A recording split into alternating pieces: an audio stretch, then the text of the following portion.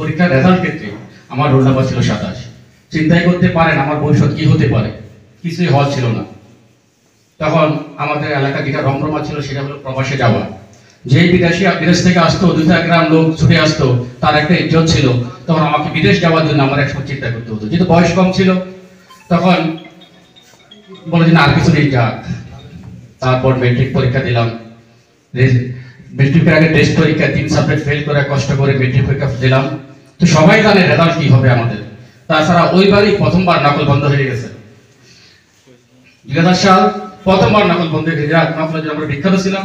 সবার আশা ছিল যাই হোক নকল যেহেতু চলবে, সবাই স্টার পাবে, পাবলিশন তো পাবে।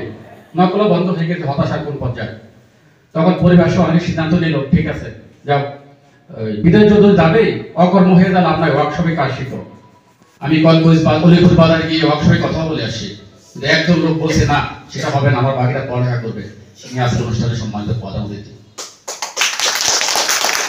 আমি যে পর্যায়ে ছাত্র ছিলাম কারোর পক্ষে উৎসাহ দেওয়ার সুযোগ ছিল না, কিন্তু উনি বলছে না সে পড়ালেখা করবে, তাকে কোনোভাবে এটা করা যাবে না। তারপরে কলেজে উঠলাম, বুঝে গেলাম নকলের আর সুযোগ নাই, পড়ালেখা করতে হবে। মামা প্রতিনিয়ত উৎসাহ দিতেন, মামা পড়ো, তোমাকে বিসিএস পার হতে হবে। পড়ালেখা করলাম, পরীক্ষাও দিলাম, কিন্তু কি রেজাল্ট হবে কেউ জানে না। তারপরে সিদ্ধান্ত আসলো না ঠিক আছে, বিদেশ যখন যাবে না, তখন ছিল কেরানি চাকরি রমরম অবস্থা। কেরানি হতে হলে কি করতে হবে, টাইপ শিখতে হবে, টাইপিং শিখতে হবে। আমার মামারা কয়েকজন সহ আমার মাও বলতেছে বা যারা মুরব্বীরা আছে তারা একটু চাকরি বাকরি করে বলে যে দাও ওই যে স্টেশন এখানে টাইপ শিখায় ওখানে ভর্তি হতে হবে। আমার ভাইও ভর্তি হয়েছে, আমাকে পাইতে হবে। তাহলে মা বলছে না অসম্ভব, সে ভর্তি হবে না, রেজাল্ট যাওয়ার হবে, তুমি ঢাকা চলে আসো। মামা আমাকে ঢাকা নিয়ে গেছে। তখন আমি ইন্টার রেজাল্ট দেয় নাই, মামা আমার রাস্তা রাখছেন যে ও ভালো করবে। আমাকে নিয়ে অনেক কোচিং এ ভর্তি করেছেন। আমি ঢাকায় বড় মামা বাসায় থাকি আর কোচিং করি মৌচাকে। এমন কোনো দিন নাই মামা আমার খবর নেন না কি হচ্ছে, কিভাবে উৎসাহ দিতে হয়। উনি উৎসাহ দিয়ে গেছে। আল্লাহর রহমতে আমি ইন্টারমিডিয়েটে ফার্স্ট ডিভিশন পাই।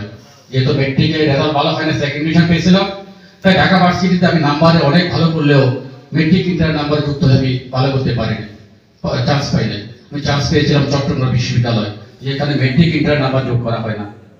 আমি সেখানে ভর্তি পরীক্ষা পঞ্চম হয়েছিলাম। আমি যে সাবজেক্ট চাই সেই সাবজেক্টে পেতাম। মামাকে বললাম মামা কি কোথায় ভর্তি হবো? মামা বলছে পাবলিকেটে পড়াটা প্রশাসক, তুমি অন্য চিন্তা বাদ দাও, তোমাকে প্রশাসন ক্যাডারে হতে হবে। আমার বন্ধু সুমন আছে, সে জানে আমার পারিবারিক অবস্থা আপনাকে অবহিত করলাম। আমার কোথায় থাকার কথা ছিল, হয়তো কোচিং করতে করতে জীবন দেওয়ার কথা ছিল, কিন্তু আমি চট্টগ্রাম বিশ্ববিদ্যালয়ে একদিনের কোচিং করি নাই। শুধু এক রাত হলে ছিলাম, আর বাকি সময় ম্যাচে ছিলাম, রাজার হলে ছিলাম। যার অবদানে ছিলাম তিনি হচ্ছেন আজকে অনুষ্ঠানের সম্মানিত প্রধান অতিথি। এমন কোনো দিন ছিল না যে মামা আমার খবর নেন নাই। এবং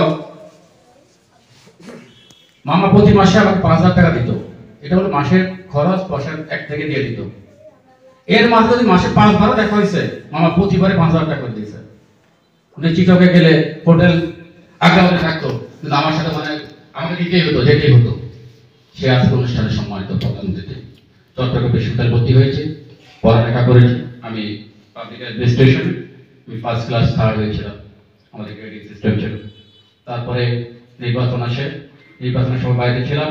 মামা প্রতিদিন বলতো তুই ঢাকা চলে আয়, ঢাকা চলে আয়, তোকে বিসিএস কাটা দিতে হবে। নির্বাচনের পরে জানুয়ারির 8 তারিখ আমি ঢাকা যাই। সেদিন থেকে আমি ডায়েরি লেখা শুরু করি। আগেরগুলো লেখা নেই, আগের কিছু হিসাব আছে, হিসাবগুলো আর বললাম না। আমি 8 তারিখ ঢাকা যাই। প্রতিদিনই কথা হয়, 10 তারিখ থেকে ডায়েরি লিখি। ডায়েরি কয়েকটা লাইন আপনাদের পড়ে শোনাই। আজ আবার হাত কাঁপতেছে।